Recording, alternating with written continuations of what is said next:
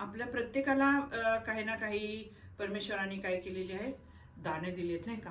कोण टीचर आहे, शिक्षक आहे, कोण शेतकरी आहे, कोण गायक आहे, कोण लेखक आहे, कोण बोलणारे खूप सुंदर आहेत, किंवा असे वेगवेगळ्या कला परमेश्वरांनी किंवा दानं ही परमेश्वरांनी प्रत्येकाला दिलेली आहेत.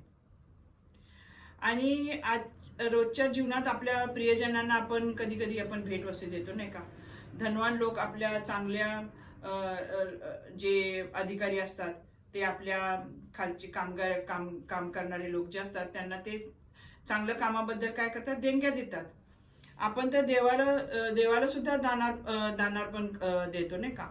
पण देवाचं कृपादान किंवा आत्मिक असतं, आध्यात्मिक असतं, आत्मिक असतं. त्याचं स्वरूप प्रत्येक व्यक्तीसाठी काय आहे, निराळ आहे.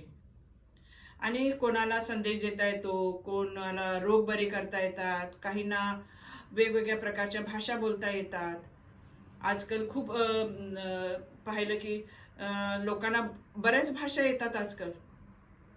आणि ह्या मीडियाद्वारे जर बघायला गेलं तर लोक खूप भाषा शिकत आहेत आणि भाषाचं भाषांतर देखील करत आहेत.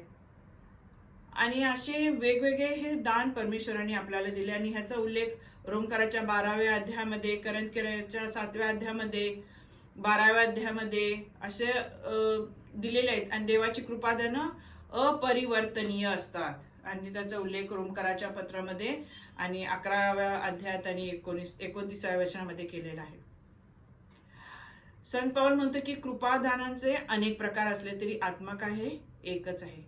तसेच सेवाचे अनेक प्रकार जरी असले तरी प्रभू कोण आहे, एकच आहे.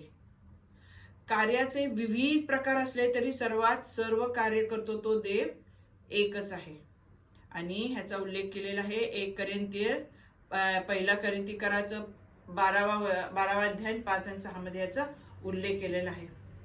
आणि सर्वात मोठे कृपादान हे आहे की पापाचे वेतन मरण असले तरी आपला प्रभू येशू ख्रिस्त त्याच्याद्वारे आपल्यासाठी सार्वकालिक जीवन आहे. रोमकाराच्या पत्रात 6व्या अध्यायात आणि 23व्या वचनामध्ये याचा उल्लेख केलेला आहे. आपल्याला देवाकडून लाभलेल्या कृपादानांचा आपण योग्य वापर करायला पाहिजे. आणि करतो की नाही हे आपण पडताळून पाहिलं पाहिजे. आपण त्याची उपेक्षा केली नाही पाहिजे, कारण त्यांनी आपल्याला हे कृपादाने दिलेले आहेत. त्यांना आपण प्रज्वलित ठेवावं. आपण ते दान प्रज्वलित ठेवली पाहिजे.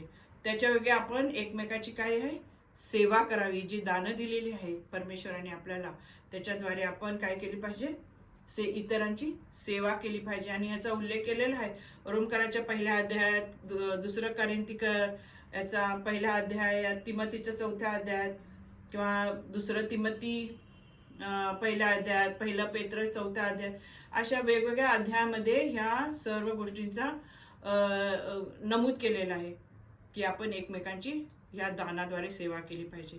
म्हणजे प्रभू येशू ख्रिस्ताच्या प्रगट होण्याची प्रतीक्षा करीत असताना आपण कोणत्याही कृपादानात कमी असणार नाही. 1 कोरिंथीकराचं 1 पत्र आणि 7व्या वचनामध्ये ह्याचा उल्लेख केलेला आहे. देवाची ही कृपादान आहेत.